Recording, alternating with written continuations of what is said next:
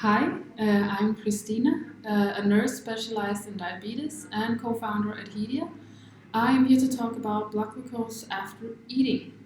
From my professional experience and from seeing my partner deal with diabetes, I know that blood glucose levels after eating aren't straightforward, but I also know that things can be easier if you understand what your body is doing.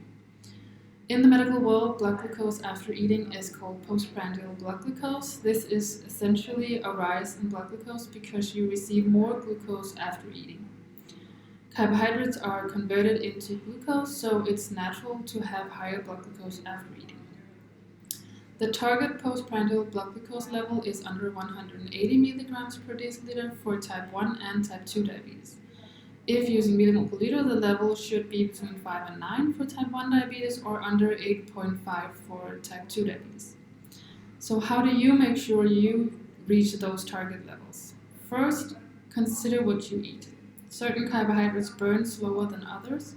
Beneficial carbohydrates include grapefruit, pears, apples, whole grain bread, whole grain pasta, potatoes, could also be chickpeas. Second, consider how you medicate. I'm going to focus on insulin injections because they're important to both people with type 1 diabetes and many others with type 2 diabetes.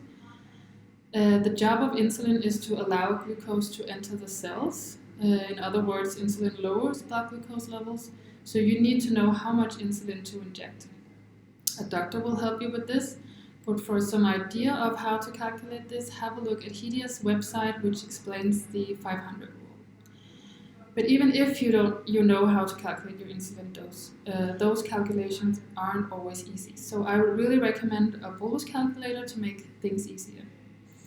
Postprandial blood glucose is all about numbers. A bolus calculator will help with accuracy. And of course, you should try Hedia. With the app, you can easily keep track of how many carbohydrates you've had using the food database and logbook. You then enter other informations like exercise, insulin sensitivity, and carb to insulin ratio.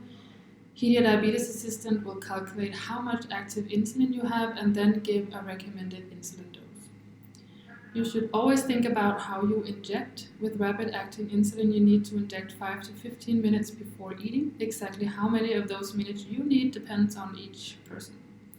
So a lot of it comes down to trial and error. So while speaking with a doctor, try to see what does and what doesn't work for you. Splitting the bolus could help, especially if it's a fatty meal. This means taking a portion of the insulin dose before a meal and the rest of it afterwards. Finally, always keep testing your blood glucose. You can't know how your postprandial blood glucose is doing if you don't test. So don't forget to test about 2 hours after eating, because the insulin will continue to remain active in the body. Try linking your blood glucose meter wirelessly to Hedia to make things easier, and if you can get a continuous blood glucose monitor, that will make things even easier for you. My last advice is to not feel disheartened if the postprandial blood glucose doesn't go as expected.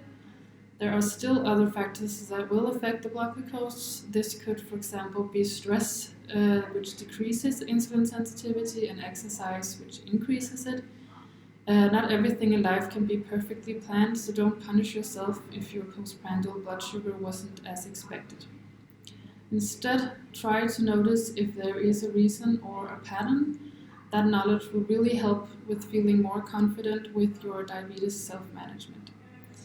If you want to get my advice in further detail, just take 5 minutes out of your day and read my blog post.